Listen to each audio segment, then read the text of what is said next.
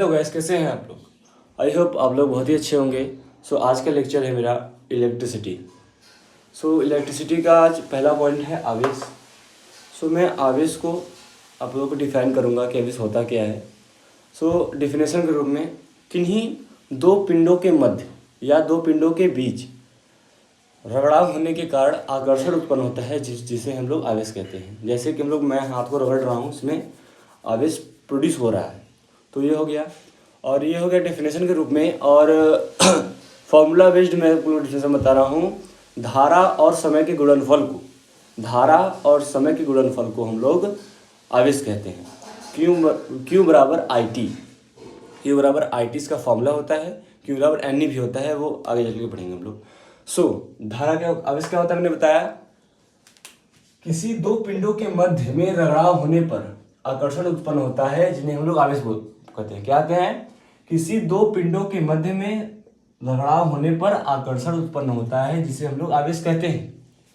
समझ में आ गया आप लोग को, मैं बताया था। और यूनिट, इसका यूनिट क्या है, यानी कि इकाई क्या है? कूलाम। ठीक, इसका मात्रक क्या है? कूलाम है। फॉर्मूला इसका क्या है? इसे हम लोग क्यू से प्रदर्शित करते हैं। क्यू बराबर होता है आई टी और एन ई भी होता है। आई टी इसका फॉर्मूला है इसका आई टी, यानी कि धारा गुणित समय। धारा गुणनफल को हम लोग आवेश करते हैं। आवेश निम्न दो प्रकार के होते हैं, धनावेश, ऋणावेश। धनावेश क्या होता है?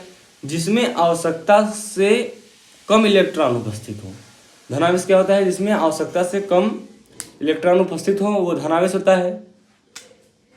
आवश्यकता से कम इलेक्ट्रॉन है तो हम लोग धनावेश होता है। इलेक्ट्रॉन की इसमें कमी होती है। धनावेश में हमेशा इलेक्ट्रॉन की कमी होती है। और ऋणावेश, जिसमें आवश्यकता से ज़्यादा इलेक्ट्रॉन उपस्थित हो, वो क्या होता है? ऋणावेश होता है। इसमें हमेशा इलेक्ट्रॉन की वृद्धि होती है।